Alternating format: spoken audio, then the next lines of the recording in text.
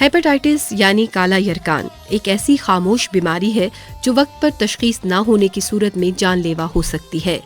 दुनिया में हर 12वां शख्स इस बीमारी का शिकार है। पाकिस्तान में भी कई हजार अफराद इस बीमारी में मुब्तला हैं।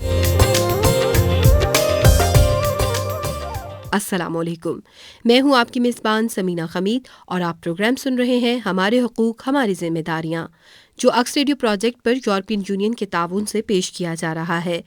आज हम अपने प्रोग्राम में बात करेंगे सूबा बलूचिस्तान के ज़िला नसीराबाद में हेपेटाइटिस के मर्ज़ और इसकी तेज़ी से फैलने की वजूहात के बारे में। सामिन, जिगर हमारे जिस्म का एक अहम और बुनियादी उज़ू है। ये जिस्म के फ़िल्टर का काम करता है। हेपेटाइटिस का मर्ज़ जिगर की खराबी का बाइस बनता है।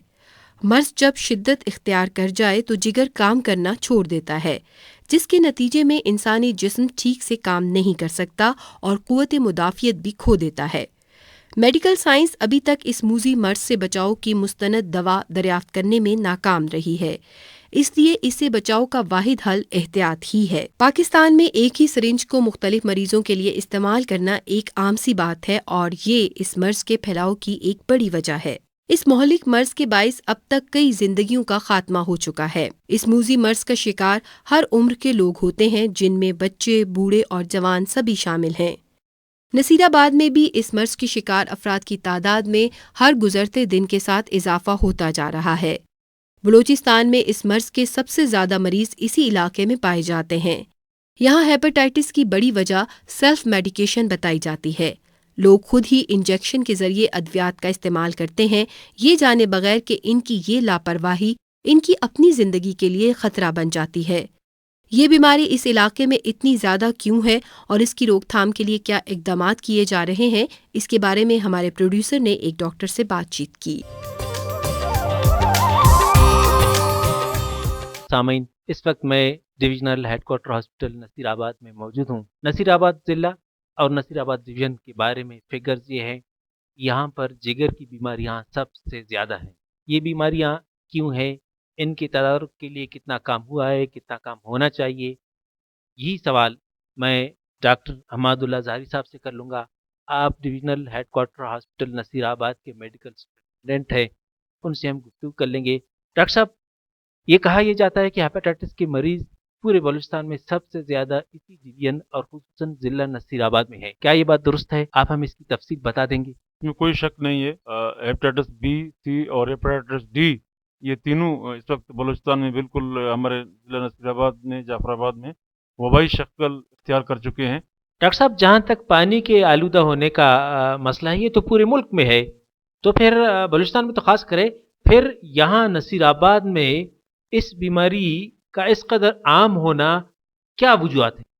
वजूहत एक तो ये है कि सेल्फ मेडिकेशन है और लोग खुद इंजेक्शन लेते हैं और ख़ुद लगाते हैं। घर में पुरानी सिरिंजें पड़ी होती हैं, वो उठा के वो लगाते हैं खुद। उसके अलावा जो यहाँ पर माल प्रैक्टिस हो रहा है, जिसको हम दूसरे अल्फाज में कह सकते हैं गैर मुस्तनद जो डॉक्टर हैं, वो सारा दिन लोगों को इंजेक्शन ड्रिपें वगैरह लगा रहे हैं। और उसके अलावा पानी जो यहाँ पर है वो पानी साफ़ नहीं है, फ़िल्टर पानी नहीं है। ये 2-3 ऐसी वजूहत हैं जो ज़्यादा इस पर इफ़ेक्टिव हैं।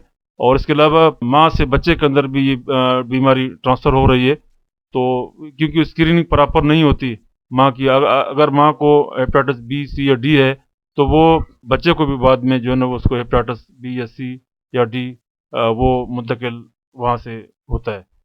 डॉक्टर साहब, मैं पिछले 3 दिन से यहाँ हूँ और मैंने यहाँ पे देखा कि यहाँ पर गली सड़ी सब्जियाँ और फल ये बिल्कुल सड़क पर बिखरे पड़े हैं और सफाई का फुकदान है। क्या ये भी बड़ी वजूहात में से एक वजह है? इसमें कोई शक नहीं है कि यहाँ पर क्योंकि कोई मार्केट सिस्टम नहीं है और एक ही रोड है, एक ही रोड पर मछली वहाँ बिकती है और सब्जियाँ वहाँ बिकती हैं, मिठाई फ्रूट वहाँ बिकता है। तो और पूरी क्लिनिकें भी पूरे नसीराबाद की वहाँ पर एक ही बाज़ार में हैं। तो वो अगर आपको एक मिसाल दूँ, अगर एक मरीज़ हेपेटाइटिस बी या सी का एक क्लिनिक पे आ जाए, वो साफ ज़ाहिर है वो वहाँ उल्टियाँ भी खून की करेगा। तो वो मक्खियाँ जो है ना उसी खून पर बैठने के बाद सब्ज़ी पर बैठेंगी, आपके फ्रूट पर बैठेंगी, आपके होटल के कप, प्याला और सासर पर बैठेंगी। اس کے علاوہ آپ کے جو بھی چیزیں استعمال کی روزمرہ کی، تو وہ صاف ظاہر ہے یہ بیماری کو خون سے اٹھانے کے بعد ہر جگہ وہ مکھی بیٹھے گی اور پھیلاتی رہے گی۔ ہمارے پاس ایک اور اہم وجہ یہ ہے کہ ہمارے پاس کوئی بھی چیز آپ لے لو تو وہ دھونے کا رواج نہیں ہے۔ سبزیاں لیتے ہیں دھوتے نہیں ہیں، سبزیاں لیتے ہیں تو ان کو دھو کر استعمال نہیں کرتے، فروٹ لیتے ہیں دھو کر کھاتے نہیں ہیں، اور تو یہ عام رواج ہے یہاں پر۔ تو اس وجہ سے یہ ڈیزیز اس وجہ سے زیادہ ٹرانسفر ہو رہا ہے۔ اس کے لیے میں یہ ریکویسٹ کروں گا کہ یہاں سبزیوں کا مارکیٹ الگ ہو، فروٹ کا الگ ہو، اور مچھلی گوشت کا الگ ہو، اور کلینکیں الگ ہوں، تاکہ ایک فرق رہے کہ اس بیماری کو کنٹرول کرنے کے لیے۔ ڈاکٹر صاحب یہ ڈویژنل ہیڈ کوارٹر ہاسپٹل ہے، تو کیا ہیپاٹائٹس کے حوالے سے یہاں پر کوئی لیبارٹری ہے، یا پھر آپ لوگ ٹیسٹ کے نمونے لے کر اسکیننگ کے لیے باہر بھیج دیتے ہیں؟ یہ آپ نے بہت اچھا سوال کیا۔ جب سے میں نے چارج سنبھالا ہوا ہے، اور اس سے میرے یہاں جو جتنے لوکل مخیر حضرات ہیں وہ میرے ساتھ کافی کوآپریٹ کر رہے ہیں، اور میں نے یہاں پر ہیپاٹائٹس بی سی کا پروگرام باقاعدہ میں نے اسٹارٹ کیا ہوا ہے۔ اس سے پہلے یہ پروگرام نہیں تھا۔ ابھی اس پروگرام کے تحت یہاں پر ہم ہیپاٹائٹس بی سی کی اور ڈی کی یہاں باقاعدہ اسکریننگ کرتے ہیں۔ اسکریننگ کرنے کے بعد باقاعدہ ہم اس کو کوئٹہ بھیجتے ہیں۔ کوئٹہ ڈائریکٹریٹ میں اس کا ایک فیڈرل گورنمنٹ کی طرف سے ادارہ ہے، تو یہ یہاں سے ہم سب کچھ ان کو کیس بنا کر دیتے ہیں۔ وہاں سے 6 مہینے اور 12 مہینے کا کورس، ان کو 1.5 سے 2 لاکھ کا گورنمنٹ آف پاکستان ان کو فری بالکل میڈیسن دیتی ہے۔ ڈاکٹر صاحب کچھ آپ ہمیں یہ بتا سکیں گے کہ اس وقت آپ یہاں ہاسپٹل میں کل کتنے مریض ہیپاٹائٹس کے داخل ہیں، یا تو پھر یہ کہ کل مریضوں میں ان کی تعداد؟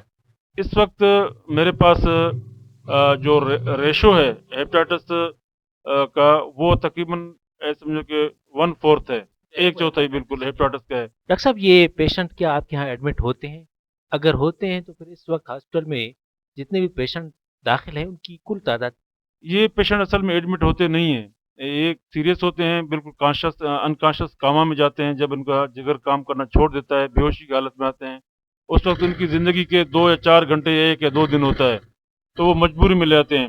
لیکن سب سے زیادہ death ratio as a medical superintendent میں آپ کو یہ بتاؤں کہ یہ ہیپاٹائٹس بی سی اور ڈی میں سب سے زیادہ ہے ڈیتھ ریشو، اور دوسری بیماری میں اتنا ریشو نہیں ہے جتنا سمجھے 90% ہیپاٹائٹس بی سی اور ڈی میں لوگ ایکسپائر ہوتے ہیں، 10% آپ سمجھو کہ کسی اور دوسری ڈیزیز اور ایکسیڈنٹ میں ایکسپائر ہوتے ہیں۔ یہاں پر میں ریکویسٹ کرتا ہوں کہ یہاں ہر جو بچہ آتا ہے، ہر عورت آتی ہے، وہ اتنا بڑا پیٹ اٹھا کے یہاں آتے ہیں، تو وہ خدا را اس کے لیے کچھ نہ کچھ گورنمنٹ آف پاکستان اور لوکل جتنے ہمارے ادارے ہیں یہ تعاون کریں تاکہ ہم اس کو کنٹرول کریں۔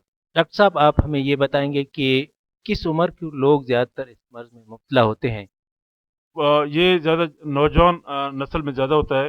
یہ 12 سے 18 20 سال کی عمر کے بچوں کو یہ نوجوانوں کو 25 سال زیادہ ہوتا ہے، اور ڈیتھ ریشو بھی ان کی سب سے زیادہ ہے۔ کیا عوام الناس کی آگاہی کے لیے اب تک کوئی مہم چلائی گئی ہے، یا اس کا کوئی پروگرام حکومت کی طرف سے ہے؟ اس وقت ایسا کوئی پروگرام نہیں ہے گورنمنٹ کی طرف سے جو ہم لوگوں کو آگاہی مہم کریں، اور ان کے لیے پیمفلیٹس، بینر اور کارنر میٹنگیں، اور ہم جو اس کے لیے میڈیا میں آئیں، لوکل میڈیا میں آئیں، اور کیبلز میں آئیں، اور اس کے لیے باقاعدہ ہم اسکریننگ کریں، اور تو اس قسم کا ابھی ہمارے پاس کوئی ہیلتھ ایجوکیشن ہیپاٹائٹس بی یا سی یا ڈی کے بارے میں نہیں ہے۔ یہاں پر ایسا کوئی ادارہ نہیں ہے، اور صرف وزیر اعظم پروگرام کا وہ پریونشن پروگرام ہے ہیپاٹائٹس کا، اس میں وہ میڈیسن ہمیں دیتے ہیں، وہ یوز کرتے ہیں۔ لیکن کچھ این جی اوز ایسی آئیں جو وہ ہم ان سے جو ہے نا متفق نہ کر سکے، کیونکہ ان کا کام طریقہ صحیح نہیں تھا، لیکن پراپر اسی ہیپاٹائٹس بی سی میں کوئی این جی او نہیں ہے۔ ڈاکٹر صاحب جب یہ بیماری اتنے بڑے پیمانے پر اس ضلع میں بلکہ اس ڈویژن میں ہے، تو کیا محکمہ صحت کی جانب سے اس بیماری سے بچنے کے لیے کوئی تدابیر یا عوام الناس کے لیے کوئی اور منصوبہ زیر غور یا اس وقت چل رہا ہے؟ محکمہ صحت کا ہمارے پاس اتنا کوئی واضح وہ نہیں ہے کہ ہمارے پاس صرف یہ ہے کہ لیبارٹری تک اور انویسٹیگیشن تک ہم محدود ہیں۔ اس کے لیے بہتر یہ گا کہ ہم گلی گلی میں، گاؤں گاؤں میں اس کے لیے جو ہے نا اس کے لیے ایک اویئرنیس پروگرام ہو، تو وہ اس سے بچایا جا سکتا ہے، اس بیماری کو کنٹرول کیا جا سکتا ہے۔ ڈاکٹر صاحب اب تو اس بیماری سے بچنے کے لیے باقاعدہ ٹیکے آ گئے ہیں، تو کیا وہ ٹیکے یہاں پر میسر ہیں لوگوں کے لیے؟ ویکسینیشن تو ہمارے پاس اویلیبل نہیں ہے۔ اس کی ایک بچاؤ کی انجیکشن جو ہے نا وہ تقریباً 300 سے 500 کے درمیان ہے، وہ ہمارے پاس موجود نہیں ہے، گورنمنٹ کی طرف سے ہمیں ملتی نہیں ہے۔ اور جس کو یہ بیماری لاحق ہو جاتی ہے تو اس کے لیے ہمارے پاس دوائیاں ہیں جو ہم ٹیسٹ کرنے کے بعد پھر دوائیاں اس کے لیے مہیا کرتے ہیں۔ آپ مجھے یہ بتائیں گے کہ عام لوگ جو اس بیماری سے بچنا چاہیں ان کے لیے آپ کا پیغام کیا ہے؟ اس کے لیے صاف پانی استعمال کرے اور بلڈ ٹرانسفیوژن سے اپنے کو محفوظ کرے اور عطائی ڈاکٹروں کے پاس نہ جائے، یہ اس کے لیے بچاؤ کے۔ اس مرض میں مبتلا ہونے والے افراد میں سے بہت کم ایسے ہوتے ہیں جو مکمل صحت یاب ہو کر ایک نارمل زندگی گزار پاتے ہیں۔ یہ مرض انسان کے اندر کس حد تک تبدیلیاں لاتا ہے اور لوگ ایسے مریض کی تندرستی میں کس حد تک ساتھ دے سکتے ہیں، اس بارے میں ہمارے پروڈیوسر نے ہیپاٹائٹس کی شکار ایک مریض سے گفتگو کی۔ آئیے آپ اور ہم مل کر سنتے ہیں۔ سامعین، ہم نے ایک ایسے مریض کو اپنے قریب بلا لیا ہے جو کافی عرصے سے اس مرض میں مبتلا ہے۔ یہ بیماری ان کو کب لگی، کیسے لگی، آئیے میں آپ کی ملاقات ان سے کروا دیتا ہوں۔ کیا نام ہے آپ کا جناب؟ حبیب احمد۔ حبیب صاحب، آپ مجھے بتائیں گے کہ نصیر آباد ضلع میں کس گاؤں یا کس گوٹھ سے آپ کا تعلق ہے؟ نوزبند جعفر آباد سے میرا تعلق ہے۔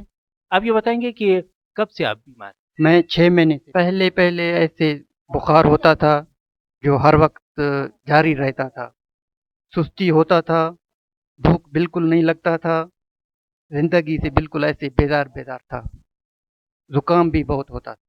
تو آپ کو یاد ہے کس طرح آپ کو یہ بیماری لگی؟ جناب یہ معلوم نہیں ہے کیسے لگی، اتنا معلوم ہے پہلے جب تکلیف ہوا تھا ڈاکٹر کے پاس گیا تھا، ہمارے گلی میں اس کا کلینک تھا، اس نے دوائی کیا تھا، 1 مہینے تک ہم نے دوائی کھایا لیکن کوئی فرق نہیں آیا تھا۔ پھر میں اسپتال آیا، ڈاکٹر کے پاس گیا، ڈاکٹر نے بتایا کہ جگر کا مسئلہ ہے۔ کیا گھر کا کوئی اور فرد بھی آپ کی طرح بیمار ہے؟ اللہ کا شکر ہے کہ اور کوئی بیمار نہیں ہے میرے سوا، لیکن ڈاکٹر نے بتایا ہے کہ اپنا سوئی استعمال کرنے کے بعد اسے ختم کرنا، جلانا، اور اپنا حجامت کا سامان کسی اور کو نہ دینا۔ اس لیے میں بہت خیال کرتا ہوں کہ کسی اور کو یہ بیماری نہ دے۔ میں نے 1 مہینہ دوائی کھایا، ڈاکٹر نے کہا اور دوائی ٹھیک نہیں ہے۔ پھر ٹیسٹ ہوا، ٹیسٹ دیکھنے کے بعد ڈاکٹر نے دوائی بدل کیا اور ابھی 4 مہینے سے زیادہ ہے کہ دوائی کھاتا ہوں۔ آپ مجھے بتائیں کہ ہاسپٹل میں جو سہولتیں میسر ہیں وہ کیا کافی ہیں؟ کیا دوائی آپ کو پوری طرح ملتی ہے اور ڈاکٹر صاحبان آپ سے ملتے ہیں، آپ سے تعاون کرتے ہیں؟ ڈاکٹر صاحبان خیال رکھتے ہیں۔ یہ مرض جتنا خطرناک ہے اس لحاظ سے ہمارے عوام میں اتنی آگاہی نہیں پائی جاتی۔ ضرورت اس بات کی ہے کہ لوگوں کو نہ صرف اس مرض کی وجوہات سے آگاہ کیا جائے بلکہ ان کو اس سے بچاؤ کی مناسب تدابیر بھی بتائی جائیں۔ لوگوں کو باشعور کر کے اس مرض کو پھیلنے سے روکا جا سکتا ہے۔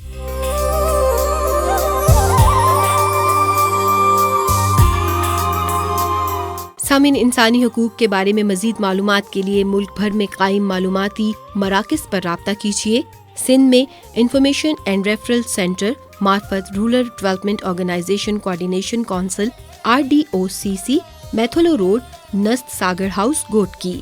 پنجاب میں Muzaffargarh information and rural centre upper storey food garden restaurant, Bagh Iram garden road, Muzaffar گڑھ سٹی۔ رابطہ نمبر 0301 70900009 0300686985 0300637113۔ بلوچستان میں نصیر آباد human rights forum reference centre مخالف سوشل ویلفیئر آفس، گجر محلہ، وارڈ نمبر 3، ڈیرہ مراد جمالی۔ اگلے پروگرام تک کے لیے اپنی میزبان کو ایگزیکٹو پروڈیوسر تسنیم احمد اور اکس پروڈکشن ٹیم کے ساتھ اجازت دیجیے۔ اللہ حافظ۔